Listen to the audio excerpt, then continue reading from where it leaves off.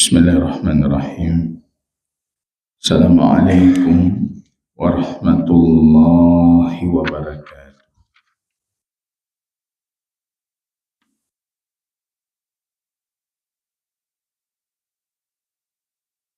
Alhamdulillahi rabbil alamin. Nahmaduhu subhanahu wa ta'ala wa nastaghfiruhu wa na'udzu billahi min syururi anfusina wa sayyiati a'malina.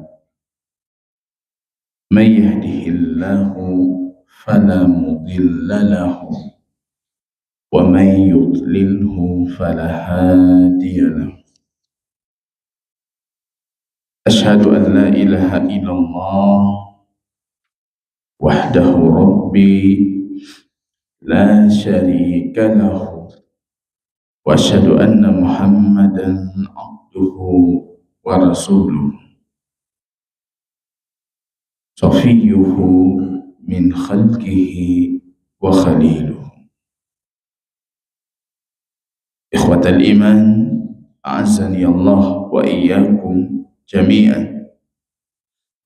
Puji dan syukur yang tiada hentinya kita panjatkan kehadiran Rabb kita Allah Tabaraka wa Ta'ala, kembali memberikan kita inayah, taufik dan hidayahnya sehingga bisa berkumpul di rumah Allah menunaikan fariḍah as-subh secara berjamaah, berdiam diri di rumah Allah, mengkaji ayat Allah dan petunjuk dari hadis dan sunnah baginda Rasulullah sallallahu alaihi wasallam. Salawat dan salam kita doakan kepada Allah Rabbal Alamin agar senantiasa mencurahkannya ke Al-Habib baginda Rasulullah Muhammad sallallahu alaihi wasallam. Ikhwatal iman, a'azzani Allah wa iyyakum jami'an. Kita lanjutkan dengan izin Allah Ta'ala kajian kitab hadis Bulughul Maram karya Al-Imam Ibnu Hajar Al-Asqalani rahimahullahu ta'ala. Kita sedang mengkaji bagian ketiga dari fikih Islam yang dikenal dengan fikih al-munakahah, fikih pernikahan dan hukum-hukum yang berkaitan dengan pernikahan ataupun berumah tangga. Pembahasan yang sedang kita kaji jamaah kaum muslimin sudah kita mulai di pertemuan terakhir, yaitu babu al-qasm atau al-qasmu atau al-qismah, yaitu pembagian jatah untuk masing-masing istri bagi seorang laki-laki yang memiliki istri lebih daripada satu. Kita sudah mengkaji 3 hadis di pertemuan sebelumnya. Saya lihat ini Imam Ibnu Hajar rahimahullahu ta'ala menyebutkan sekitar 5 hadis lagi berkaitan dengan tema al-qasmu yang sedang kita kaji tersebut. Ya, saya rasa pembahasan ini memang tidak terlalu kita detailkan, tidak terlalu kita panjangkan pembahasannya, karena mengingat kesulitan jamaah kaum muslimin mempraktekkan. Di pengamalannya susah.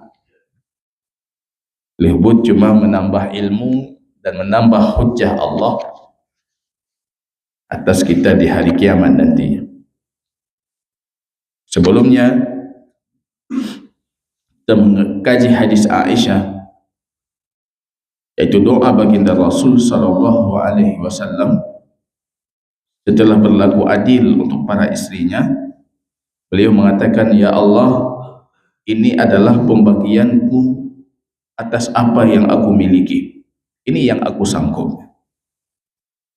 Fala talumni fima tamliku wala amliku. Dan janganlah engkau mencelaku untuk sesuatu yang engkau miliki sedangkan aku tidak bisa memilikinya. Yang dimaksud dari hadis Aisyah sebagaimana kita kaji sebelumnya, yaitu perihal baginda Rasul berlaku adil. Untuk apa yang bisa beliau miliki dan beliau bisa bersikap adil dalam hal tersebut. Itu berkaitan tentang tempat tinggal harus adil. Dapur untuk masing-masing istri harus adil. Nafkah zahir untuk masing-masing istri harus adil. Sedangkan perihal kasih sayang, perihal cinta, perihal rasa yang ada di dalam hati, itu hanya milik Allah Subhanahu wa ta'ala, karena sejatinya hati-hati hamba ini di antara jari jemarinya Allah Ar-Rahman yuqallibuhu kaifa yasha. Allah yang bisa mengubah hati itu dari cinta jadi benci, dari cinta tambah mencintai. Makanya baginda Rasul mengatakan kalau perihal hati, perihal cinta itu kita tidak dituntut untuk berlaku adil antara para istri. Itu hal yang tidak bisa kita miliki dan tidak bisa kita kendalikan dari diri kita. Dan sejatinya nasihat kita di pertemuan sebelumnya, bagi Anda yang di madu, kaum muslimat yang dijadikan istri kedua dan lainnya, di situ kita punya kesempatan secara tidak langsung bagaimana mengait hati suaminya untuk lebih condong kepadanya dalam kecondongan cinta dan kasih sayang, tapi bukan kecondongan untuk nafkah yang zahir. Kemudian juga kita sudah mengkaji hadis selanjutnya, ancaman. Ketika ada ancaman berarti pelakunya melakukan sesuatu yang haram. Kalau ini perkara makruh, perkara mubah, maka sejatinya tidak ada ancaman di dalamnya. Ancaman untuk mereka yang punya istri lebih daripada satu, kemudian condong secara zahir kepada salah satu istrinya, ya, dengan mensia-siakan istri lainnya, itu ancamannya besar dari baginda Rasul. Dia akan bangkit di hari kiamat dalam kondisi berjalan pincang. Jadi kalau sekiranya di hari kiamat yang berjalan tidak pincang pun susah, mekarat, apalagi kita yang jalannya pincang. Urung hana pincang mekarat, apalagi kita dibangkitkan dalam kondisi pincang. Maka di sini penting kita bersikap adil. Kita lanjutkan jamaah kaum muslimin rahimani rahimakumullah. Kita jadikan pembahasan ini, walaupun nampak dari wajah jamaah susah mengaplikasi, setidaknya menambah khazanah ilmu. Tambah khazanah ilmu dulu. Kam yuqimu indal bikr aw thayyib. Imam Ibn Hajar memberikan judul, berapa hari seorang suami bisa mengkhususkan istri barunya dalam kondisi perawan atau dalam kondisi janda. Dia nikah baru dengan seorang janda. Berapa waktu yang bisa dia khususkan untuk istri barunya sebelum dia menggilir harinya dengan istri yang sebelumnya, atau dia nikah kedua, yang dia dapatkan adalah pasangan baru dalam kondisi perawan, al-bikru. Berapa hari dia bisa mengkhususkan wanita perawan tersebut ya dengan hari yang khusus di awal pernikahannya sebelum dia menggilir dengan istri yang sudah ada. Jadi ini lumrah ya. Lumrah dalam artian ketika sudah punya satu pasangan istri dan nikah baru, sejatinya pilihannya itu dua. Kalau bukan perawan, maka dia akan menikahi janda. Konsep fikih untuk janda yang dimaksud dalam fikih adalah wanita yang sudah pernah menikah dan sudah pernah berhubungan dengan suaminya. Hubungan dalam tanda kutip hubungan khusus. Kalau sekiranya hubungan tanpa pernikahan juga tidak berhukum janda. Waliyadzubillah, kalau terjadi kasus pemerkosaan misalnya, yang diperkosa itu tidak terhitung janda, harus dengan akad. Atau setelah akad, jadi dia tidak sempat digauli oleh suaminya, juga tidak berhitung janda. Kalau sekiranya kita nikah baru dengan pasangan perawan, berapa hari bisa dikhususkan si perawan sebelum dia digilir harinya dengan istri-istri lamanya. Ya kan ini standar lah kalau dalam tradisi Arab. Yang tidak standar misalnya dia menikahi dua perawan dengan akad di hari yang sama. Yang jarang, mungkin, tapi jarang. Maka Imam Ibnu Hajar tidak memberikan judul bab untuk sesuatu yang jarang terjadi. Tapi kalau sekiranya terjadi, maka mengambil hukum yang sama yang disebutkan dalam hadis.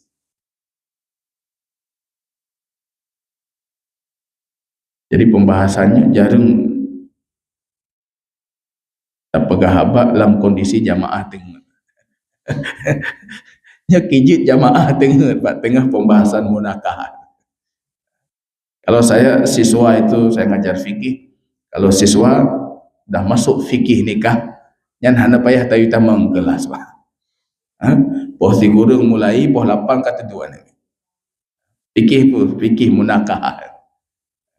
Jamaah saya memang hana visi ke arah sini tidak ada. Kurang semangat. Jadi semangat matang kurang. Baik, kita lanjutkan jamaah kaum muslimin rahimani wa rahimakumullah ta'ala. Hadis Anas ibnu Malik radhiyallahu ta'ala. Anas khadim baginda Rasul, khadamnya Rasulullah, pembantunya Rasulullah. Sejatinya adalah orang yang sangat paham dengan tradisi baginda Rasul sallallahu alaihi wasallam. Beliau mengatakan minas sunnah, dari perkara sunnah, idza tazawwaja ar-rajulu al-bikra ala thayyib, kalau sekiranya seorang laki-laki menikahi wanita perawan atas janda, aqama indaha sab'an, maka dia akan bermalam dengannya selama 7 malam. Boleh dia khususkan istri barunya yang perawan itu 7 malam. Boleh atau wajib? Pu boleh, pu wajib. Ya boleh berarti jid hana. Anda baru nikah baru istri kedua. Bukan dalam kondisi istri pertama wafat atau istri pertama pisah, nikah baru, berarti itu tetap jadi satu istri. Jadi yang mental satu istri mundur dulu ini. Ini ceritanya ini untuk yang punya istri lebih dari satu. Ini bab kita ini untuk yang istri lebih dari satu. Jadi jangan dibayangkan istrinya cuma satu ya. Kalau cuma satu, tidak ada kewajiban Anda mengkhususkan 7 hari, 3 hari, yaitu sepanjang hidup Anda, terserah mau pulang mau tidak pulang, itu kembali ke si suami. Tapi pembahasan kita ini ketika Anda punya pasangan lebih dari satu dan Anda nikah baru dengan wanita perawan. Minas sunnah, kata Anas ibnu Malik, dari sunnahnya Rasulullah, dia bermalam di istri perawannya itu 7 malam. Ini apa hukumnya? Ini wajib atau boleh? Hah? Wajib atau boleh? Ada yang mau berikan pandangannya? Hukum wajib wujud. Kalau boleh berarti ya boleh tidak. Kalau wajib dia berdosa kalau tidak mengkhususkan istri barunya yang perawan itu 7 hari. Boleh, tidak wajib. Kalau nggak mau ya balik ke istri pertama lagi. Minas sunnah, tradisinya Rasulullah. Tentunya ini bukan sunnah, hukumnya sunnah. Karena hukum sunnah dengan lafaz sunnah itu baru dikenal dalam fikih Islam di zaman mutaakhirin. Tapi zaman Rasulullah, zaman para sahabat tidak ada istilah wajib sunnah. Sunnah itu adalah tradisi yang melekat dengan Rasulullah. Baik akidah, baik pembahasan ibadah atau pembahasan fikih lainnya. Ini tradisi yang melekat dengan Rasulullah, sunnah. Ini hukumnya wajib. Wajib. Karena kita sudah kaji hadis sebelumnya. Hadis ancaman. Kalau Anda condong ke salah satu istri, haram ya. Kalau kita mengkhususkan satu istri 7 hari, baru kita gilir dengan yang lain, seharusnya kan ini contoh. Haram. Ketika disuruh, berarti bukan boleh. Wajib. Karena sesuatu yang haram itu tidak mungkin dilakukan kecuali untuk perkara yang lebih besar darinya, yaitu wajib. Ini sama seperti kita diskusi misalnya, apa hukum khitan untuk anak laki-laki? Kalau mengatakan sunnah, nggak mungkin sunnah. Khitan itu harus buka aurah. Khitan itu harus dipegang aurahnya. Khitan itu harus dipotong bagian dari tubuhnya. Kan itu semua perkara haram ya. Membuka aurah, memotong bagian tubuh, haram semuanya. Ketika itu diperintahkan, berarti perintah itu bukan perintah sunnah atau mubah, tapi perintah wajib. Tidak mungkin perkara haram itu dilakukan kecuali untuk perkara wajib yang lebih besar. Ini wajib. Jadi wajib mengkhususkan istri baru yang perawan 7 hari. 7 malam atau 7 hari? Ini beda nanti itu. Kan ini masalahnya kita punya banyak istri ini. Malam, misalnya masuk ke istri di siang hari. Dia masuk ke istri barunya di siang hari. Malam pertama, malam kedua, malam ketiga sampai malam ke-7. Berarti awal pagi dia harus keluar. Artinya harus menggilir dengan istri yang lain. Atau dia harus keluar dari istri barunya di sore nantinya. Yang dimaksud oleh Rasul ketika beliau mengatakan sab'an dengan bentuk mudzakkar tanpa tak, bukan sab'ah, maka yang dimaksud oleh Rasul adalah malam. Begitu cara menghitung angka Arab dia.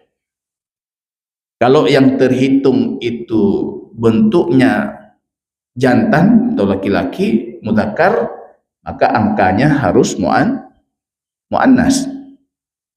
Kalau bentuknya lailah muannas, maka angkanya harus mudzakkar. Maka Rasul mengatakan sab'an, bukan sab'ah. Sab'an berarti sab'a layali, 7 malam. Siang mengikuti malam. Jadi kalau Anda masuk, dan tradisi orang masuk dari pernikahan itu di malam hari. Ini tradisi yang mungkin beda dengan kita. Kita antar lintu itu siang, tak lintu kan siang. Jadi tradisi di Arab yang saya perhatikan, mereka punya antar khusus malam. Dia intat malam, diiring-iringi, diantar ke rumah si darah baru. Diiring-iringi. Mereka menamakan itu al-qafsu adz-dzahabi, masuk sangkar emas. Kalau bahasa kita apa itu? Malam pertama. Apa ada bahasa lain? Kalau bahasa Arab itu memasuki sangkar emas, ya intat rame-rame ya, dengan tarian-tarian khusus ya, yang masih dalam standar mubah dan digalakkan oleh baginda Rasul. Hal seperti itu, kemudian mereka masuk ke rumah atau ke tempat tinggalnya si laki-laki untuk menemui istri barunya atau istri yang baru dia nikahi. Jadi terhitung dari malam itu sampai malam ke-7, dan siang harinya sampai terbenam matahari. Dimulai dengan malam. Minas sunnah, kata Anas, ini yang melekat pada diri Rasulullah.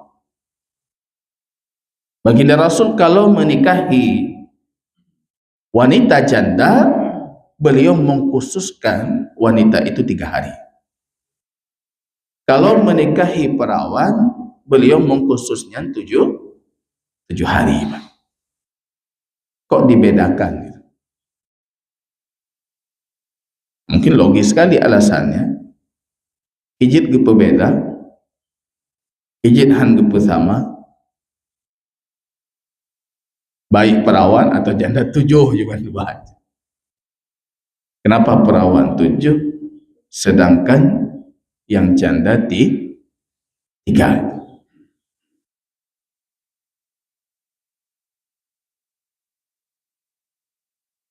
Hana pengalaman.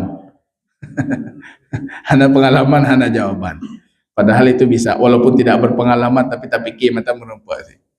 Ya, yang pertama kita harus mengakui, mau tidak mau kita mengakui itu fitrahnya kita laki-laki, kecenderungan dan kecondongan terhadap wanita perawan jauh lebih besar dibandingkan janda. Kan itu fitrah. Agama kita tidak bertentangan dengan fitrah. Dikasihlah, kalau kamu menikahi perawan 7 hari, kalau menikahi janda 3 hari engkau khususkan daripada istri yang lain. Ya itu fitrah. Biar dia selesai dulu kebutuhannya, hajatnya, biologisnya. Itu yang pertama. Yang kedua, ya seperti halnya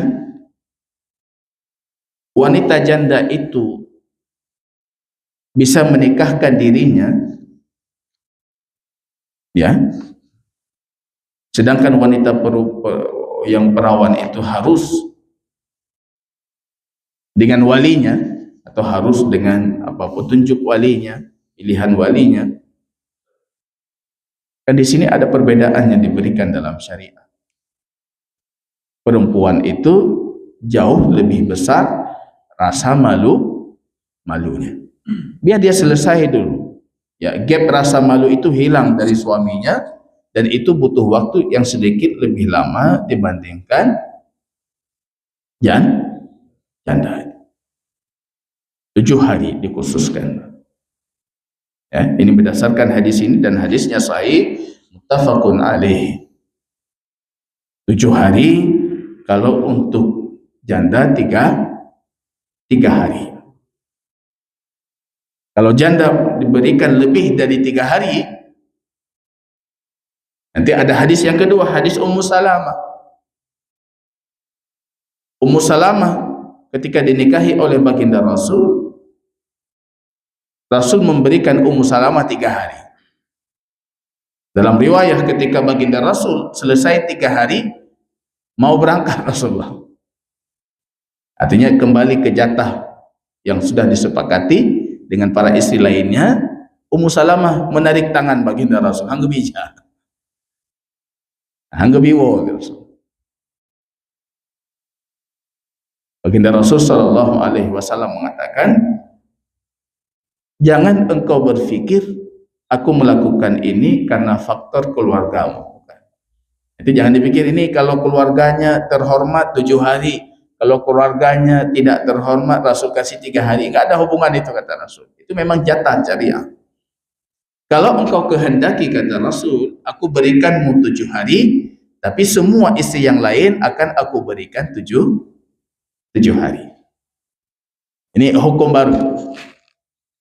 Kalau yang janda itu dari 3 kita jadikan 7, maka suami wajib memberikan istri-istri yang lamanya itu semuanya 7 hari. Berarti jatah 3 hari yang diberikan tadi di hadis pertama itu gugur. Terhitung baru, kamu 7, yang lain juga dapat 7. Kalau hitungan kita kan yang lain dapat 4 ya. Janda udah dapat 3 tadi. Yang lain dapat 4 seharusnya. Kalau diberikan untuk si janda tuh 7. Tapi hukumnya Rasul mengabarkan kalau yang janda itu 3, kemudian kita jadikan 7, berarti 3 jatahnya itu gugur. Dia dapat 7 dan istri yang lain juga harus digilir tuh 7. Masing-masing dapat 7 hari. Ketika dikabarkan seperti Ummu Salamah tidak mau. Jadi lama kali ini Rasul punya istri 9. Masing-masing 7, panjang walau. Tapi Ummu Salamah cara matematik. Sekiranya Ummu Salamah hari ini kenset ya. Elong babu menanju, je tu 7. Prehetu level baru kita. Ummu Salamah kalau seperti itu ya Nabi Allah, silakan kau pergi. Kalau pergi berarti istrinya cuma digilir 1 malam, nanti akan balik ke rumah lagi untuk gilirannya. Tapi kalau 7 di sini, ada 9 istri itu kali 7 lagi. Nah, lama baru kembalinya. Nah, begitu hukumnya jamaah kaum muslimin rahimani wa rahimakumullah ta'ala. 7 hari untuk perawan. Boleh diselang-seling atau harus berurutan? Harus berurutan. Kalau diselang-seling nanti jadinya hikmah dari syariah ini hilang. Jadi kalau malam dia pulang ke rumah istri barunya. Kalau siang nanti seperti hadis Aisyah radhiyallahu taala anha, bagaimana baginda Rasul sallallahu alaihi wasallam membagi waktu untuk para istrinya. Kalau siang beliau mengunjungi semua rumah para istrinya, memastikan kondisi rumah mereka, kebutuhan mereka, bighairi masis, tanpa menyentuh. Jadi pergi ke rumah istri 1, istri kedua, istri yang lain, baginda Rasul cuma untuk memastikan semua istrinya udah dapat belum jatah nafkah, ada makanan di rumah, ada kebutuhan apa, diselesaikan dulu kebutuhannya, tapi bighairi masis. Tapi nggak ada sentuh-sentuh istri yang lain. Kalau jatah istri yang nomor sekian, berarti hari ini jatah istri nomor sekian. Seperti itu adilnya baginda Rasul sallallahu alaihi wasallam. Dan ini madhab yang diyakini oleh jumhur para ulama, madhab Syafi'iyah, Malikiyah, dan Hambali. Yang berbeda cuma pandangan madhab Hanafi atau madhab penduduk Irak. Mereka mengatakan nggak ada pengkhususan untuk istri baru. Kembali ke hadis sebelumnya, harus adil. Adil itu wajib. Kalau tidak adil, ancamannya keras. Akhirnya dalam hal ini madhab Hanafi apa? Kalau istri baru diberikan 7 hari, berarti yang lama itu juga harus dapat kompensasi 7 hari. Kalau diberikan 3, berarti yang lama juga harus dapat 3. Padahal hal itu tidak disebutkan dalam hadis ini. Dan Rasul menamakan 7 itu milik wanita perawan. 3 itu milik janda, miliknya. Berarti hak wajib yang harus diberikan kepadanya, miliknya,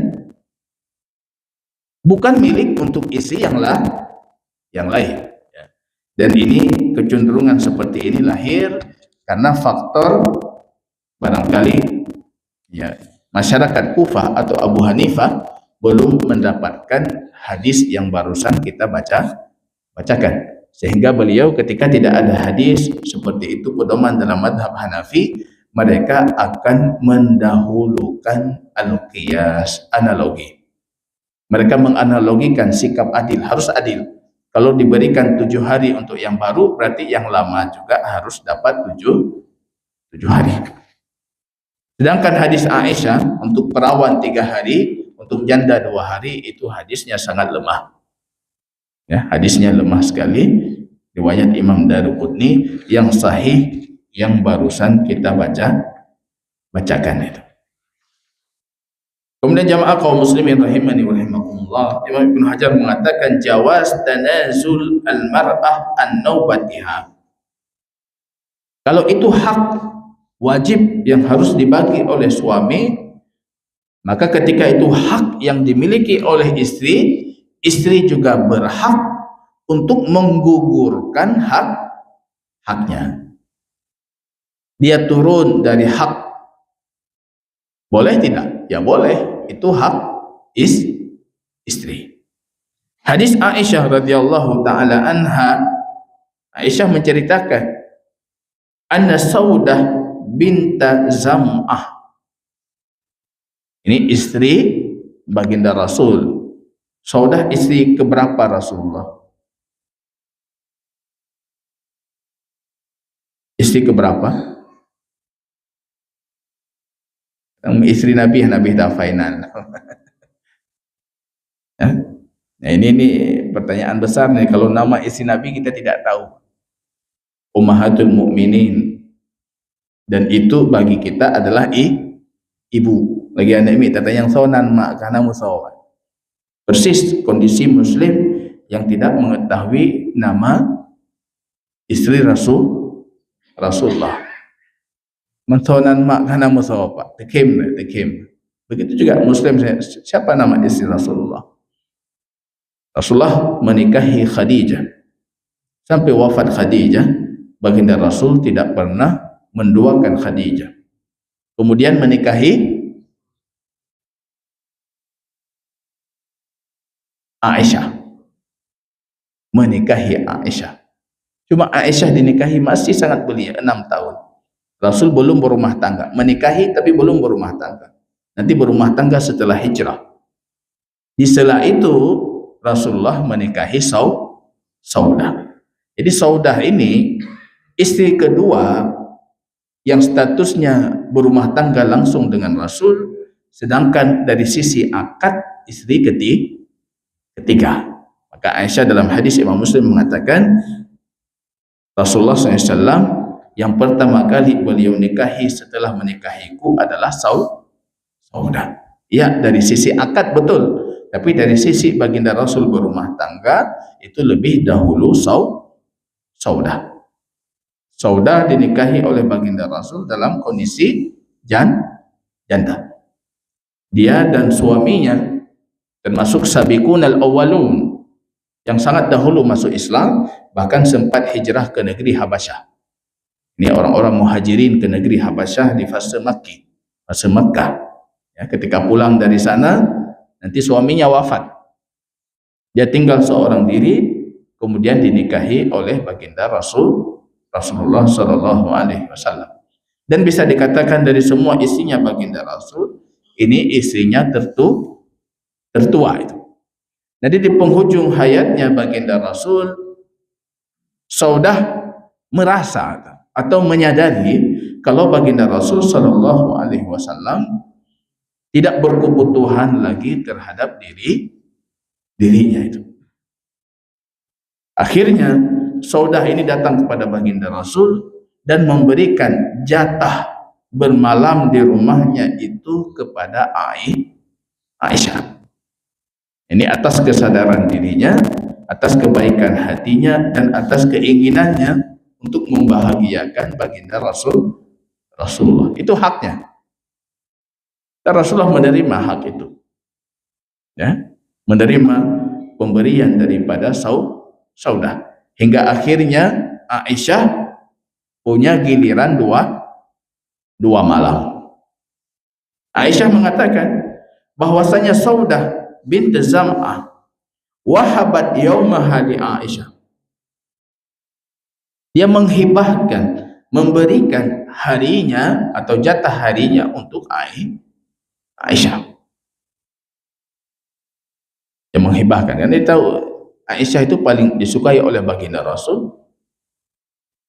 Hal cinta dan kasih sayang baginda Rasul tidak tertuntut untuk bersikap adil. Ketika Rasul ingin menceraikannya dalam satu riwayat, Saudah mengatakan, ya Nabi Allah, biarkan aku menjadi istrimu di akhirat. Itu Mbah Hidayah namanya.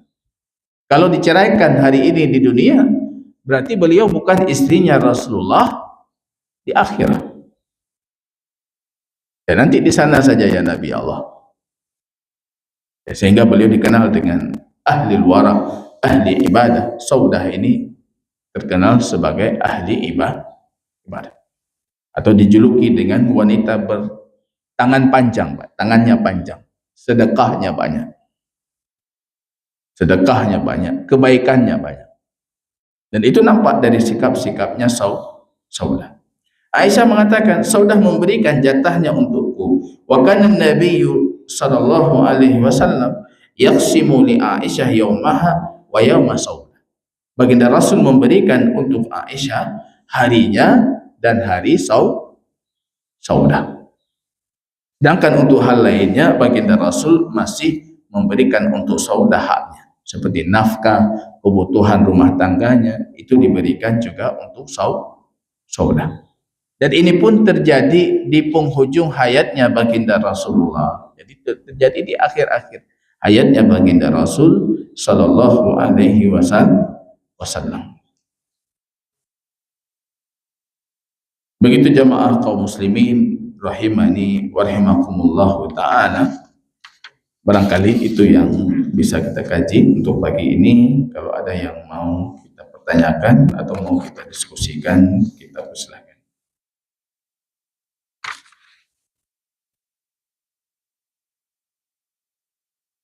Ada pertanyaan?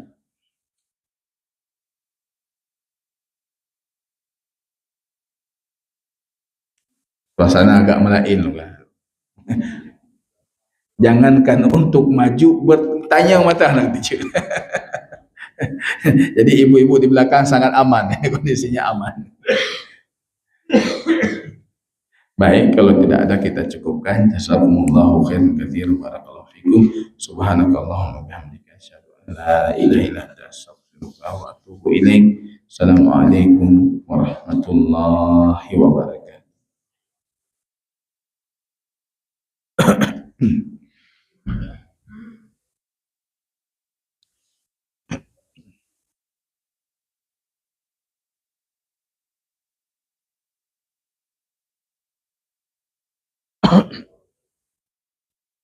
Belum syuruk.